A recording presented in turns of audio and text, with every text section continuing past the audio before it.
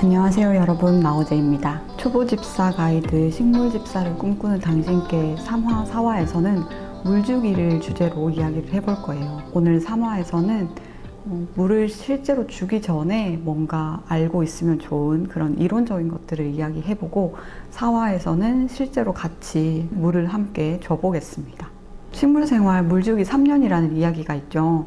저는 이 말만큼 물주기가 정말 중요하고 또 동시에 얼마나 어려운지 알려주는 말이 없다고 생각을 해요. 일단 물주기의 기본은 한 번 줄 때 그 화분의 흙 전체를 다 적시고, 또 그 다음 물을 줄 때까지 그 화분의 물을 다 말리는 이 두 과정을 반복하는 건데요. 이 기본을 지키기 위해서는 물을 언제 줘야 하는지, 그리고 물을 얼만큼 줘야 하는지 알아야 하는 거죠. 가끔 물 마시다가 잔에 조금 물이 남았을 때 이거 버리느니 화분에 따라주지 하고 부어버리는 분들이 계신데요. 그렇게 물을 주는 건 물을 제대로 준 게 아닐 뿐만 아니라 식물이 건강하게 자라는 데에도 도움이 되지 않습니다. 무슨 일이든 조금씩 꾸준히 해라 라는 말을 듣고 살잖아요. 그런데 식물에 물 주기에서는 이 말이 적용되지 않습니다. 굉장히 신기하죠.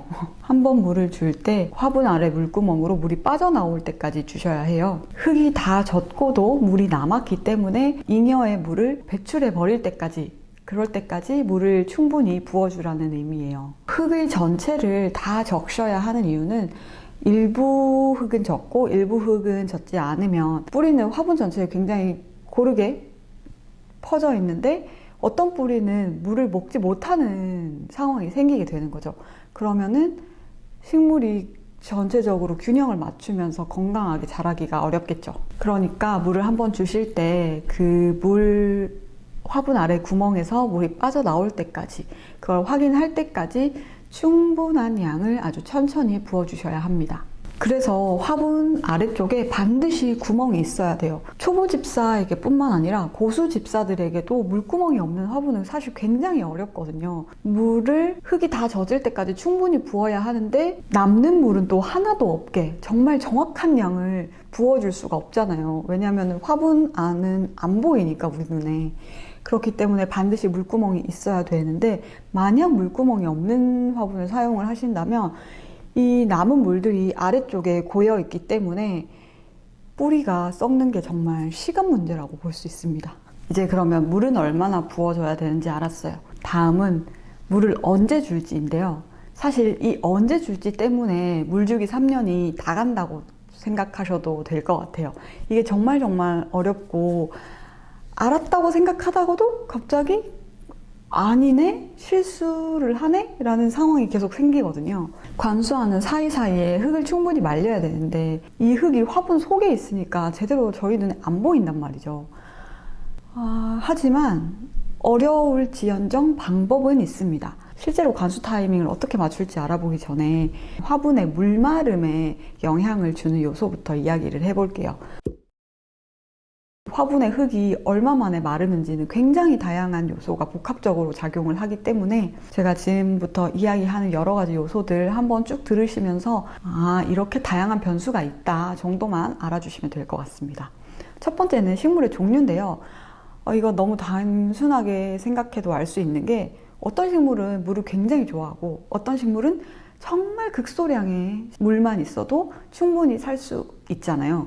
그러니까 처음에 반려식물을 데리고 오셨을 때 이 식물이 물을 얼마나 좋아하는 종류인지를 확인하시는 게 정말 중요합니다. 이런 거는 식물 이름을 검색만 한번 하셔도 충분히 알 수 있는 사항이니까 꼭 검색해 보시기 바랍니다. 그리고 두 번째는 식물의 크기인데요. 식물의 크기가 크면 필요로 하는 물의 양이 많겠죠. 그러니까 물이 좀 빠르게 마를 수 있고, 식물의 크기가 작으면 그만큼 필요한 양의 물이 작을 테니까 흙을 말리는데 조금 더 시간이 걸릴 수 있어요. 세 번째는 식물이 심겨 있는 화분인데요. 여기에는 두 가지 요소가 있어요. 첫 번째는 흙의 양인데요. 이거는 화분의 크기에 따라 결정이 되겠죠. 화분이 커지면 그 안에 담겨 있는 흙이 많아질 거고, 화분이 작아지면 적은 양으로도 그 화분을 채울 수가 있는 거잖아요. 그래서 화분이 커지면 커질수록, 그래서 흙의 양이 많아지면 많아질수록 물을 말리는데 오랜 시간이 걸리고, 반대로 작아지면 흙을 말리는데 시간이 더 짧게 걸리게 됩니다. 그리고 두 번째는 흙을 구성하는 요소, 재료, 성분이에요. 제가 식물집사가 되기 전에는 흙이 다 똑같은 흙이라고 생각했어요. 물론 모래랑 완전 비옥한 그런 짙은 갈색, 거의 검은색에 가까운 그런 흙은 다르다고 생각하지만 그냥 비슷한 그런 짙은 갈색, 고동색 그 정도의 흙들은 그냥 다 비슷비슷하지 않나. 그래서 돈을 주고 흙을 구매하는 것도 참 신기한 일이다. 산에만 가도 흙이 있는데 이렇게 생각을 했거든요. 하지만 실제로 자세히 뜯어보면 그 면면이 굉장히 달라요. 흙 이야기도 따로 해보겠지만 저희가 일반적으로 화원이나 이런 데서 구매해서 식물을 심는 용도의 그 흙에는 굉장히 다양한 재료가 한데 섞여가지고 버무려져 있는 형태거든요.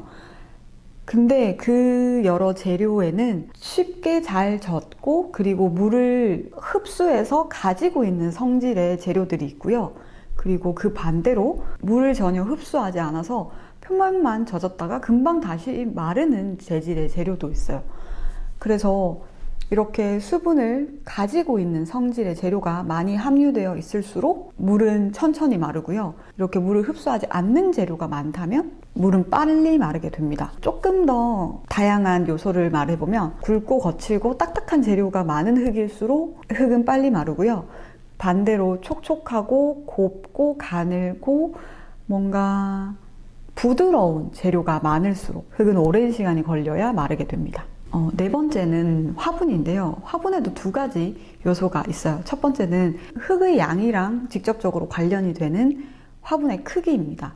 이 화분의 크기가 적절히 그 식물의 사이즈와 균형이 맞아야만 관수 주기가 너무 길지도 않고 너무 짧지도 않게 적절하게 유지가 돼요. 그리고 두 번째는 화분의 재질인데요. 화분의 재질은 저희가 크게 세 가지 정도를 볼 수 있는 것 같아요. 첫 번째는 실내에서 키우는 식물에서 가장 쉽게 볼 수 있는 도자기 화분들. 두 번째는 화원이나 이런 데서 식물을 구매했을 때 심겨 있는 가벼운 플라스틱 화분들. 그리고 세 번째는 토분입니다. 도자기는 코팅이 되어 있고 플라스틱은 방수가 되는 재질이잖아요. 그렇기 때문에 이 두 가지 다 물이 흙 표면으로만 빠져나가고 이 옆으로는 전혀 빠져나가지 못해요. 그래서 흙이 마르는데 시간이 굉장히 오래 걸리고, 그리고 반대로 토분은 물을 주면 이 토분도 함께 젖었다가 흙이랑 같이 천천히 마르게 되거든요. 그래서 이 토분 자체도 공기가 통하면서 함께 숨을 쉬고 수분을 배출해요.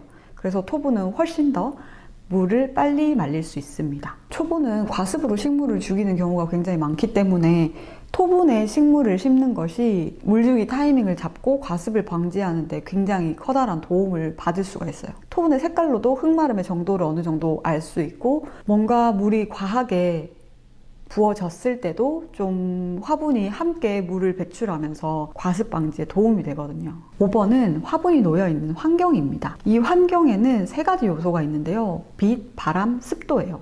빛이 많을수록, 바람이 많이 불수록 물은 빨리 마르고, 반대의 경우는 천천히 마르겠죠. 그리고 공중 습도가 낮으면 낮을수록 또 물은 빨리 마를 거고요.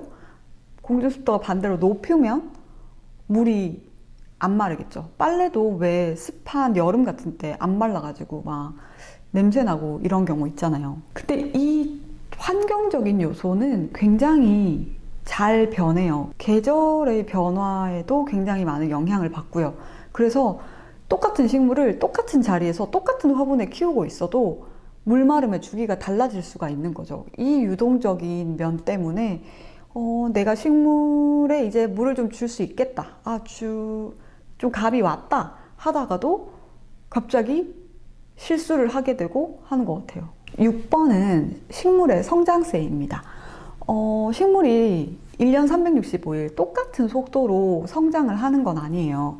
자기 취향에 맞는 환경이 주어졌을 때 더 신나서 생장을 하겠죠. 대부분 그 시기는 봄, 여름, 가을이 될 거예요. 구체적으로 식물종에 따라 조금씩 다를 수는 있지만 일단 크게 봤을 때는 봄, 여름, 가을에 식물들은 더 빨리 더 잘 자라고 겨울에는 조금 성장세가 꺾이게 됩니다. 이렇게 성장세가 꺾이게 되면 필요한 물의 양이 줄어들어요. 광합성도 엄청 활발히 하고 성장하고 막 세포도 빠르게 분열하고 이럴 때는 물이 많이 필요하지만 약간 좀 움츠러들어 있을 때는 필요한 칼로리가 좀 줄어드는 것처럼 식물도 마찬가지거든요. 그랬을 때 다른 계절과 동일한 양의 물을 부어주게 되면 너무 지나치게 많은 물을 먹게 되는 그런 상황에 빠질 수 있는 거죠. 그래서 겨울에는 물을 좀 아껴서 주라는 말을 굉장히 많이 해요. 이렇게 물마름에 영향을 미치는 요소가 정말 다양합니다. 또 너무 많은 변수들이 있기 때문에 진짜 어떤 식물종이 얼마 만에 물을 먹어야 된다 이렇게 간단하게 이야기를 할 수가 없어요. 그런데 저희가 식물을 데리고 올 때 가장 궁금하면서 혹은 궁금하지 않아도 어쩔 수 없이 듣게 되는 이야기가 있죠. 얘는 땡땡이래 한 번만 물을 주시면 됩니다. 이렇게 물마름에 영향을 미치는 요소가 많고 그런데 물을 주는 사이사이에는 물을 말려야 하니까 이렇게 물 주는 주기를 간단하게 표현하는 게 사실 말이 안 되는 거죠. 그런 정보들을 그냥 믿고 따라 하시면 사실 굉장히 위험해요. 그리고 또 왜 그런지 모르겠는데 이런 물주기 방법, 물주기 주기는 굉장히 자주 물을 주도록 유도해요. 실제로 화분에 물이 마르는 것보다 물은 과한 것보다 오히려 조금 부족한 게 낫거든요. 조금 부족하면 죽지 않는데 조금 과하면 죽을 수 있어요, 식물이. 그래서 식물을 데리고 오셨을 때 며칠에 한 번 물을 주래 이런 말들을 그냥 바로 믿고 실천을 하시기보다 이 식물이 물을 얼마나 좋아하는 종류인지 짐작하는, 참고하는 자료로 사용을 하셨으면 좋겠어요. 예를 들어 저는 한 3일, 4일 이것보다 더 자주 물을 주라는 식물은 얘는 물을 진짜 좋아하는구나. 물 먹는 하마 정도는 된다 라고 생각을 하고요. 그리고 일주일 내외 혹은 10일 안쪽 여기까지는 중간중간 물을 말리면서 화분의 흙이 말랐는지 확인을 하면서 줘야겠다 라고 생각을 하고요. 그리고 실제로 대부분의 실내 식물들, 저희가 보편적으로 쉽게 키우는 식물들이 여기에 속하는 것 같아요. 물론 그 안에서도 조금 더 물을 좋아하는 식물과 조금 물을 아껴줘야 하는 식물이 나뉘지만요. 그리고 세 번째는 물 주는 주기가 2주 넘어가는 아이들. 이런 아이들은 내가 조금만 방심하면 과습을 줄 수 있겠다. 물 줄 때마다 굉장히 조심을 해야 한다 라고 생각하는 3단계 아이들로 구별을 합니다. 물을 주기 전에 흙이 바짝 말랐는지를 확인해야 되는 건 당연하고요. 거기에 추가로 이 식물이 실제로 물을 먹을 준비가 됐는지도 확인을 해야 돼요. 이런 아이들은 보통 선인장, 다육이 이런 잎이랑 줄기 이런 게 통통한 아이들이 많기 때문에 원래는 굉장히 단단하고 딱딱한데 조금 말랑거린다든지 잘 구부러진다든지 아니면 약간 표면에 쭈글쭈글 주름이 생겼다든지 이런 변화들로 저희에게 신호를 줍니다. 그런데 이것도 그냥 참고만 하셔야 돼요. 이 며칠에 한 번 주세요 이런 표현도 사실 굉장히 주관적인 거기 때문에 말을 하는 사람이 누구냐에 따라 달라질 수 있거든요. 똑같은 식물 종류를 보고도 누구는 3일 만에 한 번씩 주라고 하고 누구는 5일마다 한 번씩 주라고 하고 또 누구는 일주일마다 한 번씩 주라고 할 수 있는 거죠. 그러니까 꼭 식물 이름을 검색해서 이 식물이 물을 얼마나 좋아하는지 확인을 해보세요. 이번 영상에서는 식물에 물을 주는 기본 원칙 그리고 흙마름에 영향을 미치는 요소, 내 식물의 관수 주기 알아보기 정도의 이론적인 이야기들을 해봤어요. 다음 화에서는 실제로 같이 물을 주면서 또 실전에 필요한 여러 가지 것들을 이야기해 보겠습니다. 영상이 도움이 되셨다면 구독과 좋아요, 알림 버튼 눌러주시고 저는 다음 영상, 다른 영상에서 또 뵙겠습니다. 안녕.